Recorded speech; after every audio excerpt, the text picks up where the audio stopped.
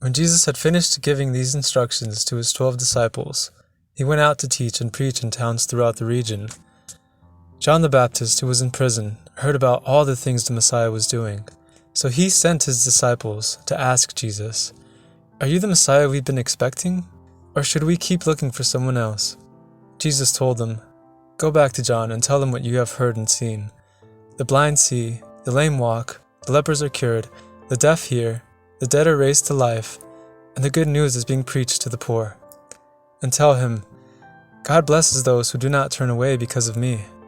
As John's disciples were leaving, Jesus began talking about him to the crowds. "What kind of man did you go out in the wilderness to see? Was he a weak reed, swayed by every breath of wind? Or were you expecting to see a man dressed in expensive clothes? No, people with expensive clothes live in palaces. Were you looking for a prophet? Yes, and he is more than a prophet. John is the man to whom the scriptures refer when they say, 'Look, I am sending my messenger ahead of you, and he will prepare your way before you.' I tell you the truth, of all who have ever lived, none is greater than John the Baptist. Yet even the least person in the kingdom of heaven is greater than he is." And from the time John the Baptist began preaching until now, the kingdom of heaven has been forcefully advancing, and violent people are attacking it. For before John came, all the prophets and the law of Moses looked forward to this present time. And if you are willing to accept what I say, he is Elijah, the one the prophets said would come. Anyone with ears to hear should listen and understand. To what can I compare this generation? It is like children playing a game in the public square. They complain to their friends, "We played wedding songs and you didn't dance. So we played funeral songs and you didn't mourn." For John didn't spend his time eating and drinking, and you say, "He's possessed by a demon." The Son of Man, on the other hand, feasts and drinks, and you say, "He's a glutton and a drunkard and a friend of tax collectors and other sinners."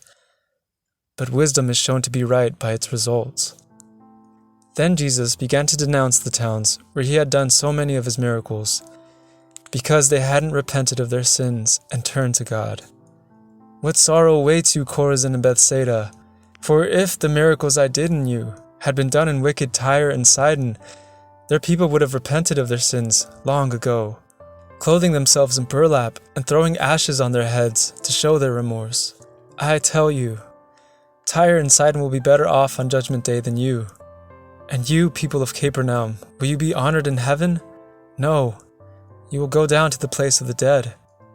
For if the miracles I did for you had been done in wicked Sodom, it would still be here today. I tell you, even Sodom will be better off on Judgment Day than you."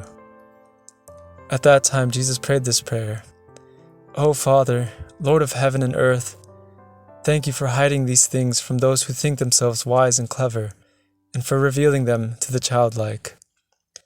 Yes, Father, it pleased you to do it this way. My Father has entrusted everything to me. No one truly knows the Son except the Father, and no one truly knows the Father except the Son and those to whom the Son chooses to reveal him." Then Jesus said, "Come to me, all of you who are weary and carry heavy burdens, and I will give you rest. Take my yoke upon you.